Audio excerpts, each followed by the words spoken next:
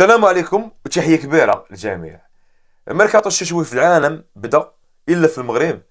حاليا حنا في 3 جونفي، باقي هاد الميركاتو ما بداش. تسنى حتى ل 15 في الشهر، بحال غدوز لك شي كانزة. تخيلوا معايا كلشي بدا عنده الميركاتو إلا في المغرب بقيتي كتسنى. مؤخرا ارتبط اسم ديال واحد حارس مرمى ديال نهضة بركان، والحارس منير المحمدي بالوداد الرياضي. ارتباط ان كاين واحد الاتفاق ثلاثي ما بين الاداره ديال الوداد والحارس الاداره ديال نهضة بركان، ان هذا الحارس هذا غيوقع في الوداد الرياضي، غيدوز واحد الفتره مع الوداد بواحد الطريقه اللي غريبه، واحد الطريقه اللي خلقات واحد الجدل كبير، دارت واحد البوليميك كبير. يعني كاين واحد الانقسام كبير على الجمهور ديال الوداد ما بين مؤيد ومعارض للفكره. حنا في هذا الفيديو غندوي بلا ديتاي على التعاقد هذا ديال الوداد مع منير المحمدي المحتمل انه غادي يكون ان شاء الله. غادي نعطيو الراي ديالنا في هذا التعاقد هذا، وغادي نشوفوا شكون هو اللاعب اللي نقدروا نقول انا استقرات عليه الاداره ديال الوداد باش يوقع هو مهاجم مغربي اللي غيكون كدوبلور ديال المهاجم اللي غيكون بمواصفات كبيره كيف ما كيقولوا. يعني شكون هو هذا المهاجم هذا المغربي اللي غيكون كدوبلور ديال المهاجم قيمه كبيره. هادشي كامل غنشوفوا في هذا الفيديو هذا اخوان. خلي معك لايك، فرصه لاي واحد انه يتابونا في لاشين في محتوى خاص بوداد الرياضي. خلي معك لايك وكمل معايا الفيديو حتى الاخر. كنظن ان حتى شي واحد فينا ما غينكر باللي الحارس منير المحمدي واحد من افضل الحراس اللي كاينين حاليا في لافريك. انا شخصيا كنشوف باللي المحمدي ويليامز ديال ساندونز هما افضل الحراس اللي كاينين دابا في لافريك. حارس رائف، وكتشوف كيفاش كيتعامل، يعني كيفاش واقفه ديالو في بوطو، لي زانترفونسيون، كيفاش كوار ديال السما كيفاش كيمشي ليهم. بالنسبه ليا حارس مواصفات كبيره، لاسيك بهذا المعنى. يعني دار واحد الدور كبير معنا تبارك هذا الموسم هذا.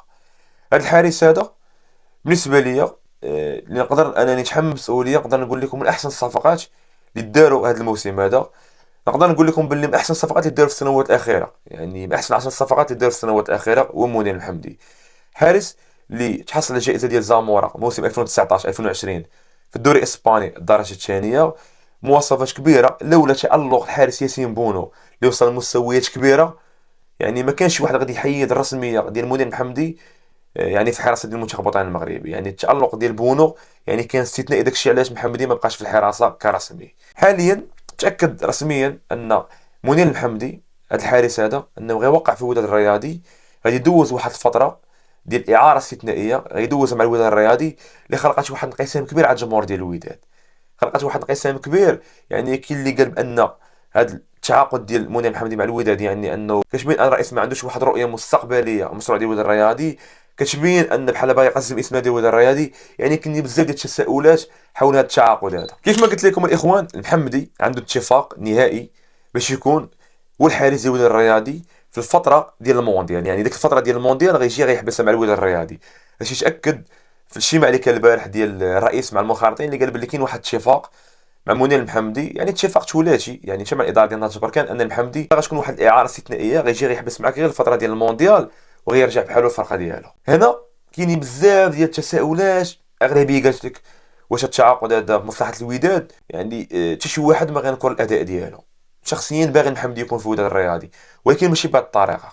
حتى الطريقه دي كتبين ان الرئيس ديال الوداد اللي درنا فيه واحد الثقه كبيره ودعمنا في الاول انه جا للوداد، ولوبجيكتيف اللي عنده هو كاس العالم الانديه. يعني رئيس ديال الوداد ماشي جايب واحد المشروع ديال المدى البعيد، يعني كيشوف ان الوداد من واحد عامين كيفاش غتكون، من 3 سنين كيفاش غتكون. يعني انت جايب واحد المشروع اللي باغي ان الوداد تلعب غير المونديال. يعني تقدر انك من وراء المونديال يعني تبدلوا بزاف ديال الحوايج. يعني انت كتفكر غير في المونديال ونسيتي باللي عندك واحد لوبجيكتيف اللي هو اهم، هو ان خصك تكون مشارك في الشامبيونز ليغ الموسم المقبل. يعني ضروري انك تكون في الموسم المقبل حاضر في الشامبيونز ليغ.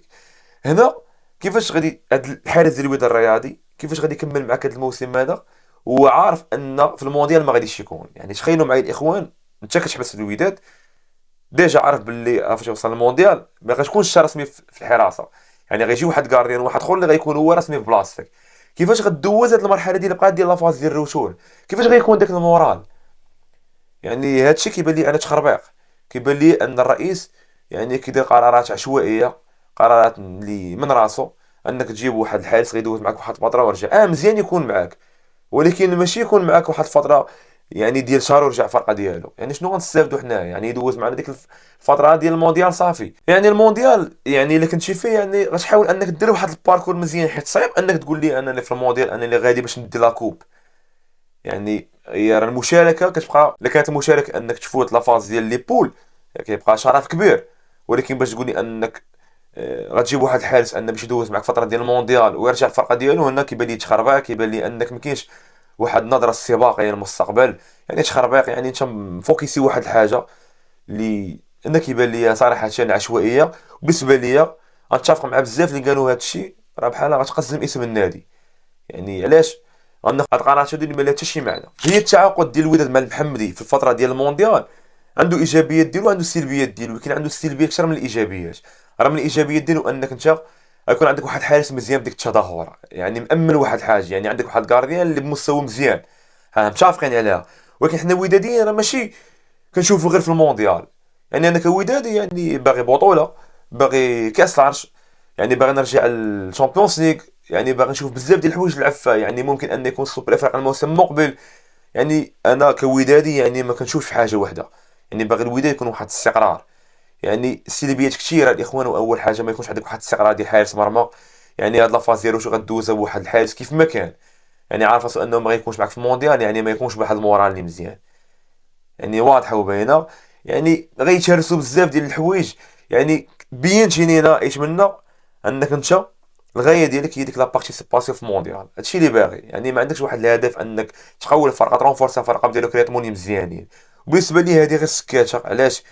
حيت كتبين انك الا بقى محمد حتى الفتره ديال المونديال وغيجي، يعني هذا دليل ان دابا ما غتجيبش شي كارديان. يعني دابا غتبقى تكمل بمطيع، يعني باينه انك غتكمل بموطع لك، حيت ما يمكنش انك غتجيب واحد الحارس مرمى بمواصفات اللي عاليه ويجي شي الموديل وغتقول لي لا راه غادي نجيبو محمد يحبس. ما يمكنش.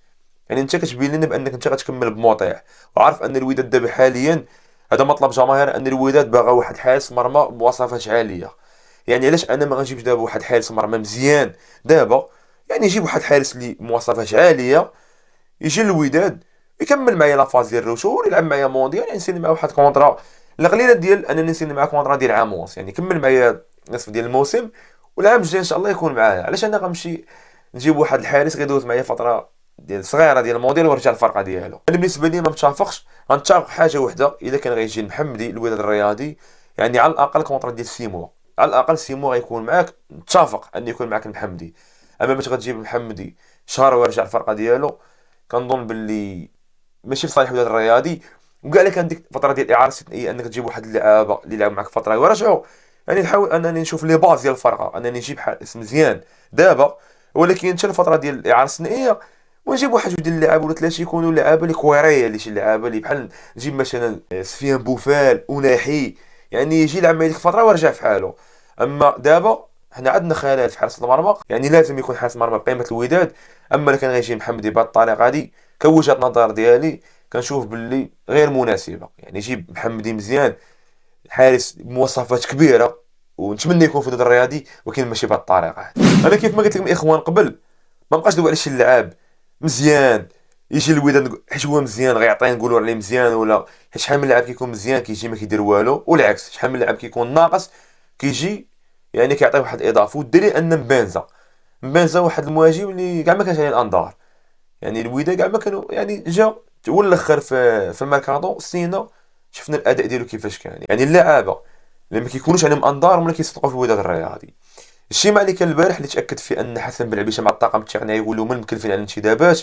كيف ما قلت لكم الاخوان قبل، رجع شو معي واحد الفيديو قبل دوش فيه على الوضعيه ديال البورديني، قلت بلي ان البورديني ممكن انه يوقع في الوداد الرياضي كدوبلور ديال واحد المهاجم اللي مزيان. يعني هذه قلتها في الفيديو اللي كان قبل دوش فيه على الميركاتو. قلت باللي ان البولديني يعني ديجا عنده بليسير موعش، خصنا ايفيتيو هاد النوع ديال لي ريكريتمون ونشوفوا شي لاعب اللي مزيان. الاداره ديال الوداد حاليا ممكن ان كاين واحد الاستقرار على واحد المهاجم اللي يمكن انه يوقع. يعني كاين واحد الاتفاق ولكن ماشي شي حاجه رسميه انه باش يوقع في الوداد الرياضي، ولكن ماشي مهاجم رسمي، يعني غيوقع كدوبلور ديال واحد المهاجم اللي غيجي مزيان. حيت الاولويه لواحد المهاجم افريقي اللي غادي يجي الوداد الرياضي، اللي غيكون هو اللي مهاجم ديال الوداد رسمي. يعني هذا المهاجم اللي غيوقع المهاجم المغربي غيكون كدوبلور ديالو. اللاعب اللي كنتكلم عليه حاليا هو اللاعب اسماعيل خافي.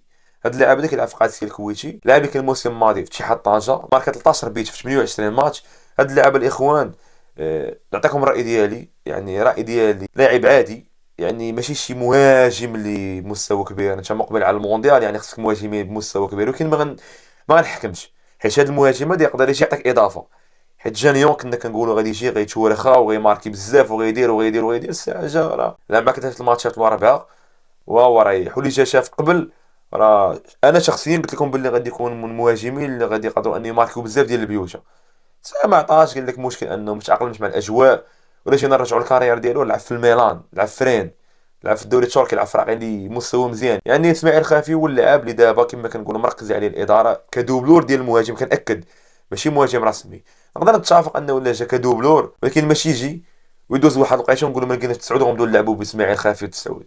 حاليا حتى شي حاجه رسميه، ولكن حاليا نقدروا نقولوا بلي اسماعيل الخافي هو اللي رومبلاصا البولديني.